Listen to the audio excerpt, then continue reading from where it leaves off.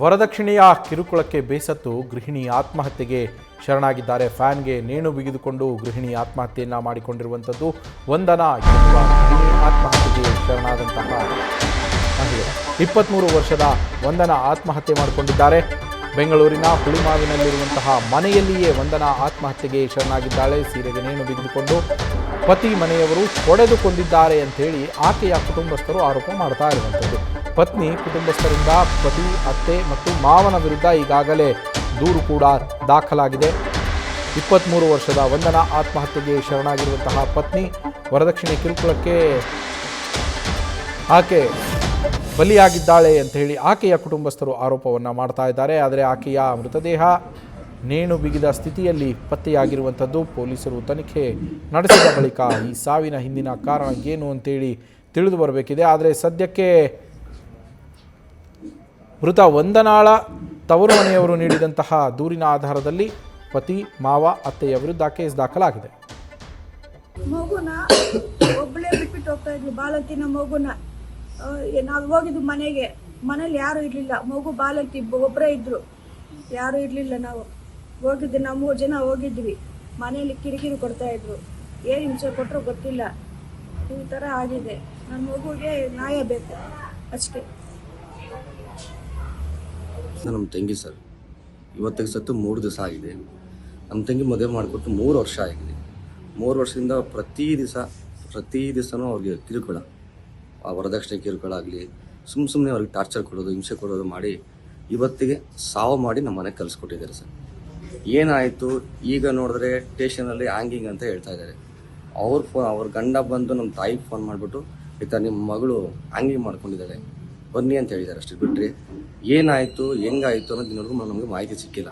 ಮತ್ತು 4 ತಿಂಗಳು ಮಗು ಇದೆ ಸರ್, ಚಿಕ್ಕ ಮಗು ಇದೆ. ಡೆಲಿವರಿ ಆಗಿ 3 ತಿಂಗಳಾಗಿದೆ. ಇವತ್ತಿಗೆ 4 ತಿಂಗಳಾಯ್ತು ಮಗುವಿಗೆ. ಆ ಮಗು ಜೀವನ ಇವಾಗ ಏನು ಮಾಡಬೇಕು? ಆ ಮಗುನ ಇಟ್ಕೊಂಡು ಇವಳು ಹ್ಯಾಂಗಿಂಗ್ ಮಾಡ್ಕೊಳೋದು ಅಂತ ಹುಡುಗಿನೇ ಅಲ್ಲ ಇವಳು. ಏನಕ್ಕೆ ಹ್ಯಾಂಗಿಂಗ್ ಮಾಡ್ಕೊಂಡ್ಲು, ಹ್ಯಾಂಗಿಂಗ್ ಮಾಡಿದ್ದಾಳ, ಇವ್ರು ಕೊಲೆ ಮಾಡಿದ್ದಾರೆ ಅನ್ನೋದು ನಮ್ಗಿನ್ನೊರ್ಗೂ ಪತ್ತೆ ಹಚ್ಚಿಲ್ಲ. ನಮ್ಗೆ ಏನಂತ ಗೊತ್ತಾಗ್ತಾಯಿಲ್ಲ. ಇದಕ್ಕೆ ನೀವೆಲ್ಲ ಸಹಕಾರ ಕೊಟ್ಟು ಈ ಮಗು ಅನ್ಯಾಯ ಆಗಿದೆ, ನ್ಯಾಯ ಕೊಡಿಸ್ಬೇಕು. ಅದನ್ನು ನೀವು ಖಂಡಿತ ಎಲ್ಲರೂ ಪ್ರತಿಯೊಬ್ಬರು ಈ ವಿಡಿಯೋಗಳು ನೋಡಿ ಈ ಮಗುಗೆ ನ್ಯಾಯವನ್ನು ಕೊಡಿಸಿ. ಈ ಮಗುಗಾಗಿರೋ ಅನ್ಯಾಯ ಇನ್ಯಾರಿಗೂ ಆಗಬಾರ್ದು. ಆ ಥರದ್ದು ನನ್ನ ಸ್ವಂತ ಅಣ್ಣ. ನಮ್ಮ ಪ್ರತಿನಿಧಿ ಚಂದ್ರಶೇಖರ್ ಫೋನು ಸಂಪರ್ಕದಲ್ಲಿದ್ದಾರೆ. ಚಂದ್ರಶೇಖರ್, ಮೃತಳ ಕುಟುಂಬಸ್ಥರು ಆರೋಪ ಮಾಡ್ತಾ ಇರುವಂಥದ್ದು ಗಂಡನ ಮನೆಯವರ ಮೇಲೆ. ಗಂಡನ ಮನೆಯವರ ರಿಯಾಕ್ಷನ್ ಏನಿದಕ್ಕೆ? ಖಂಡಿತವಾಗಿಯೂ ನವೀನ್, ಏನು ಈ ಒಂದು ಪ್ರಕರಣಕ್ಕೆ ಸಂಬಂಧಪಟ್ಟಂತೆ ಈಗಾಗಲೇ ಗಂಡನ ಮನೆಯವರು ಅಂದ್ರೆ ವಿಕ್ರಮ್ ಶೇಷನ ಅನ್ನಂತ ಅವರು ಯಾರಿದ್ದಾರೆ, ಆತನ ಅಮ್ಮ ಆಗಿರುವಂತ ಅಮೃತ, ಮತ್ತೆ ಆತನ ತಂದೆ ಆಗಿರುವಂತ ಶ್ರೀನಿವಾಸ್, ಮತ್ತೆ ವಿನೀಶ್ ಎನ್ನುವಂತವ್ರು, ಈ 4 ಜನ ಸದ್ಯಕ್ಕೆ ಅಪ್ಸ್ಕಂಡ್ ಆಗಿರುವಂತಹದ್ದು. ಏನೋ ಈಗಾಗಲೇ ಪೋರ್ಟಿಸ್ಟ್ ಹಾಸ್ಪಿಟಲ್ ಆಕೆಯ ಮೃತದೇಹವನ್ನ ಅಂದ್ರೆ PM ಮಾಡಿ ಮೃತದೇಹವನ್ನ ಕುಟುಂಬಸ್ಥರಿಗೆ ಹಸ್ತಾಂತರ ಕೂಡ ಮಾಡಲಾಗಿದೆ. ಆದ್ರೆ ಈವರೆಗೂ ಕೂಡ ಗಂಡನ ಮನೆಯವರು ನಾಪತ್ತೆ ಆಗಿದ್ದಾರೆ ಅನ್ನುವಂತಹದ್ದು ಸದ್ಯಕ್ಕೆ ಪೊಲೀಸರು ನೀಡಿರುವಂತಹ ಮಾಹಿತಿ. ಇದನ್ನ ಹೊರತುಪಡಿಸಿದ್ರೆ ಏನೋ ಕಳೆದ 3 ವರ್ಷಗಳ ಹಿಂದೆ ಈಕೆಗೆ ಮದುವೆ ಆಗಿತ್ತು ವಂದನಾಗೆ. ಅದಾದ ನಂತರ ಈಗ ಸದ್ಯಕ್ಕೆ 3 ತಿಂಗಳ ಮಗು ಇದೆ ಅಂತ ಹೇಳಲಾಗ್ತಾ ಇದೆ. ಆ ಒಂದು 3 ತಿಂಗಳ ಮಗು ಇರುವಂತಹ ಸಂದರ್ಭದಲ್ಲಿ ಯಾವ ರೀತಿಯಾದಂತಹ ಕಿರುಕುಳ ಆಕೆಗೆ ನೀಡಿದ್ದಾರೆ. ಜೊತೆಗೆ ಈಗಾಗಲೇ ಏನು ವಂದನಾ ಅವರ ಮನೆಯವರು ಕಡೆಯವರು ಹೇಳ್ತಾ ಇರುವಂತಹದ್ದು ಒಡೆದು ನೇಣು ಹಾಕಿರುವಂತಹ ಚಾನ್ಸಸ್ ಇದೆ.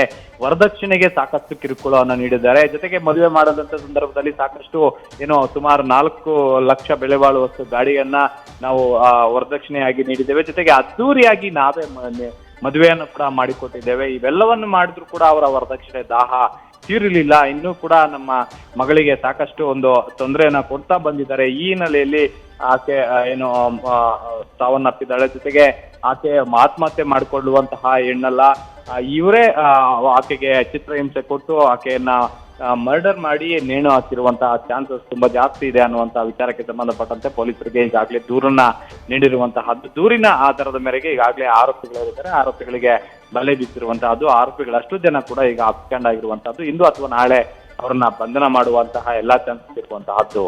Naveen, thank you Chandrashekhar.